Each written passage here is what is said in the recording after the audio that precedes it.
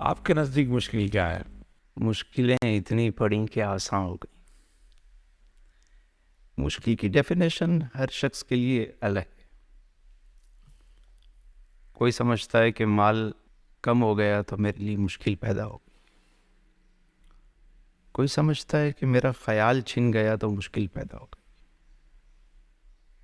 کسی کے لیے عبادت کی حلاوت کا ختم ہو جانا اس کے لیے بڑی مشکل ہے. گھروں میں خواتین ایک دن ماسی کا نہ آنا ان کے لیے بہت بڑی مشکل ہے کہ آج ماسی نہیں آئی کام کرنے. مختلف لوگوں کے لیے مشکل کے الفاظ کے معنی جو ہے وہ الگ الگ ہو جائے. لیکن یہ مشکلیں آتی کیوں ہیں؟ پہلے تو یہ سمجھنے کی ضرورت ہے خزاں نہ ہو تو باہر کا کیسے پتہ چلے.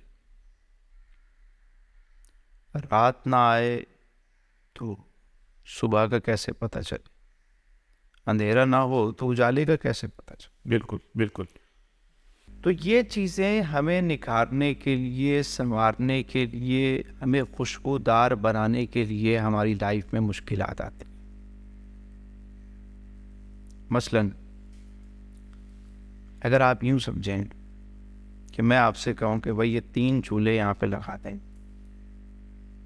آپ نے لگا دی، اس پہ 3 جو ہے وہ برتن آپ نے رکھ دیے. ایک میں آپ نے آلو ڈال دیے، ایک میں آپ نے انڈے ڈال دیے، ایک میں آپ نے کافی کے بینز ڈال دیے. ہیٹ دینا شروع کریں. ہیٹ دے دی آپ نے، گرم کیا. اب آلو جو ہے وہ کیا ہوگا؟ نرم ہو جائے گا، انڈا سخت ہو جائے گا، اور جو کافی کے بینز تھے وہ خوشبودار ہو جائے گی.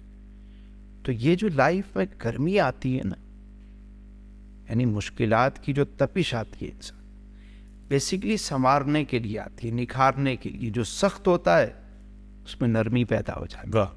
کہتا ہے میرے مالک غلطی ہو گئی، معاف کر دے. ایک گداز پیدا ہو گیا اندر، بار بار یوں دیکھ رہا ہوگا، بس بار بار وہ اس کی کیفیات، وہ اندر نرمی آ گئی اس کی.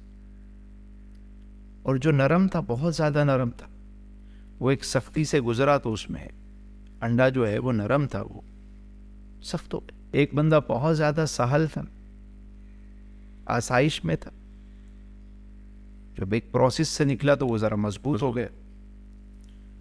اور ایک ایسی چیز بھی تھی کہ جس کے اندر خوشبو موجود تھی